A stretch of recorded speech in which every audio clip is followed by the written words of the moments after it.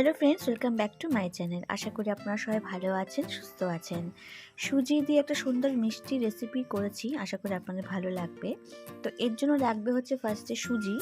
আমি এখানে 1 কাপ সুজি নিয়ে নিচ্ছি।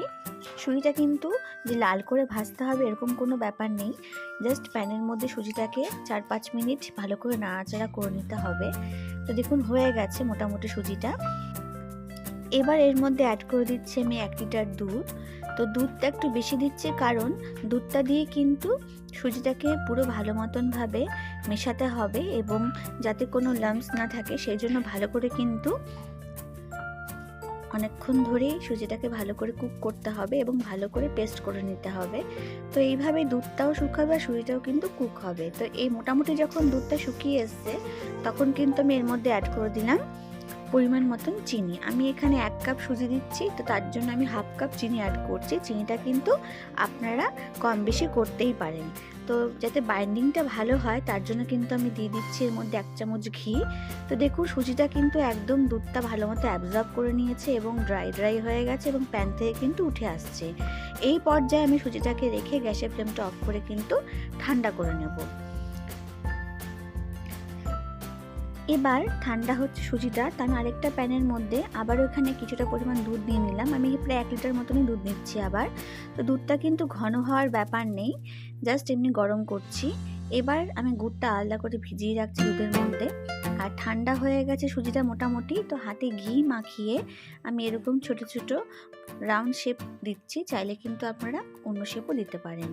তো দুধটা মোটামুটি ফুটে ওঠার পরে আমি এর মধ্যে গুড়টা অ্যাড করে দিচ্ছি। অনেকেই হয়তো ভাববেন গুড় অ্যাড করলে দুধ কেটে যায়, তো ভালো গুড় হলে কিন্তু দুধটা কখনোই কাটবে না।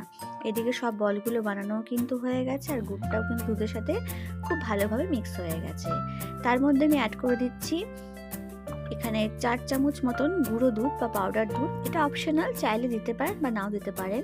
এবার দেখুন দুধটা খুব ভালোভাবে ফুটে উঠেছে। তো এই ফুটন্ত দুধের মধ্যেই কিন্তু আমি আস্তে আস্তে বানিয়ে রাখা সুজির যেগুলো আমি পিঠেগুলো বানিয়েছি সেগুলো দিয়ে দিচ্ছি। ফুটন্ত দুধের মধ্যে দিলে পরে কিন্তু এগুলো ভাঙবেও না বা নষ্টও হবে না বা মিশে যাবে না দুধের সাথে। দেখুন জাস্ট 3-4 মিনিট হাই ফ্লেমে এটাকে কুক করে নেব। খুব সুন্দর সিদ্ধও হয়ে যাবে এবং দুধটাও কিন্তু অ্যাবজর্ব করে নেবে। তো ফ্রেন্ডস, তৈরি হয়ে গেছে সুন্দর সুজির রসভরা পিঠে।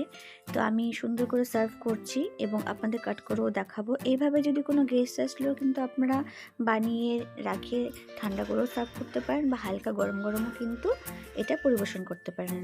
তো অবশ্যই বলবো একবার বাড়িতে ট্রাই করার জন্য। তো দেখুন সুন্দর কাট হয়ে যাচ্ছে ইজিলি, একদম সফট হয় এটা, কিন্তু কোনো হার্ড হয়ে যায় না বা শক্তও হয়ে যায় না। তো অবশ্যই বলবো বাড়িতে ট্রাই করার জন্য। প্লিজ ভালো লাগলে কমেন্ট করে জানাবেন and please support my channel. Video দেখার জন্য সকলকে অনেক থ্যাংক ইউ।